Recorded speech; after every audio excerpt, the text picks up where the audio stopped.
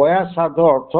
जो पितृपुरुष माने आमर पितृपक्ष आसी था आश्विन मासर प्रथम 15 दिन आम तर्पण कर अमावास्या ताकू दि जाए महालया श्राद्ध से पितृपुरुष माने पया श्राद्ध दीपदान द्वारा विदाय करा जाए से बोला जाए जे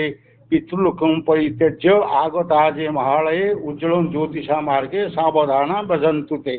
सर आपन को न्यूज रूम को स्वागत करछि सर। जेमती देखिबे चलित वर्ष सबु कोनोसी ना कोनोसी पर्व पर्वाणी हो केबे पालन करा जिवो ताकु नै गोटे प्रकार द्वंद्व उपजि जेमती कि कुमार पूर्णिमा को नै गोटे प्रकार द्वंद्व थिला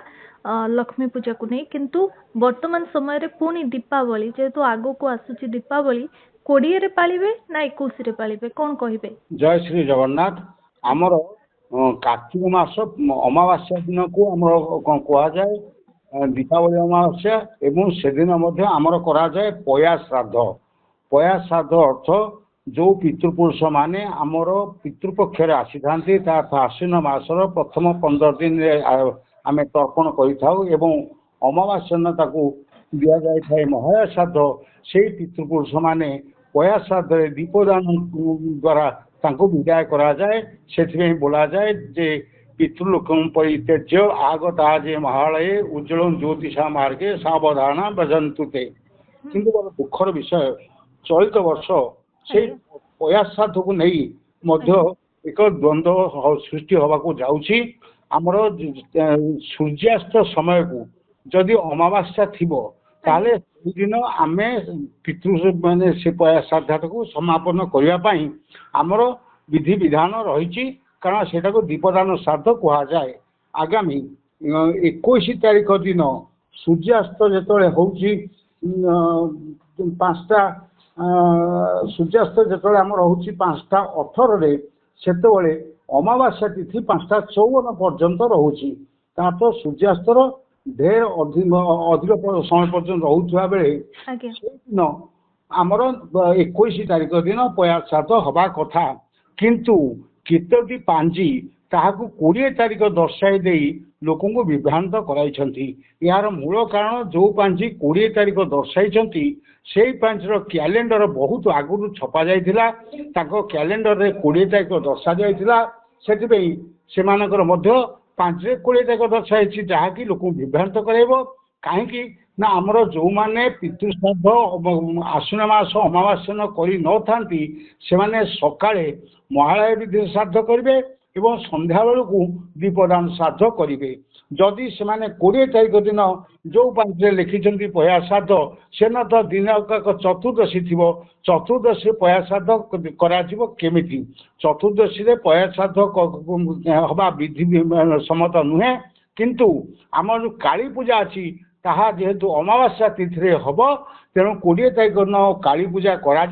21 तारीख दिन पया श्राद्ध करा जो 20 तारीख पया श्राद्ध लिखिं से निश्चित भाव में भूल लिखिं तेणु आमर द्वारा धार्मिक भावना पर आघात आसो तेणु आम आशा करवा जे निश्चित भाव में ओडिशार विज्ञजन माने तर्जमा कर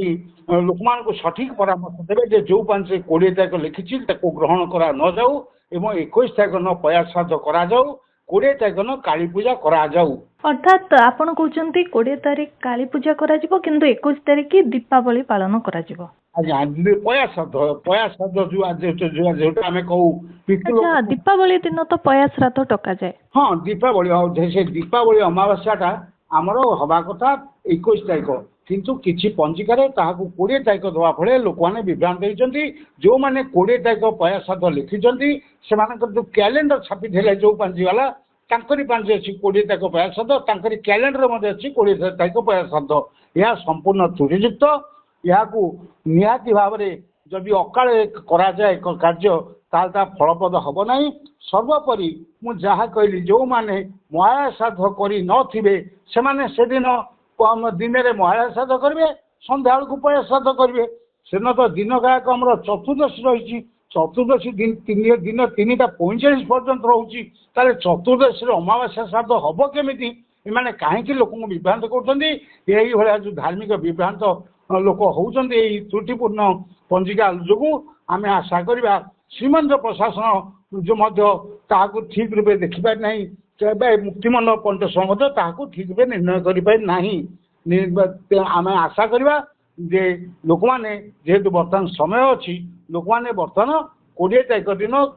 କାଳୀ ପୂଜା କରନ୍ତୁ ଏବଂ 21 ତାରିଖ ଦିନ ପୟାସାଦ କରନ୍ତୁ। କିନ୍ତୁ ସବୁଠାରୁ ଭଲ କଥା ଯେ ସରକାରଙ୍କର ଛୁଟି 21 ତାରିଖ ଦିନ ରହିଛି।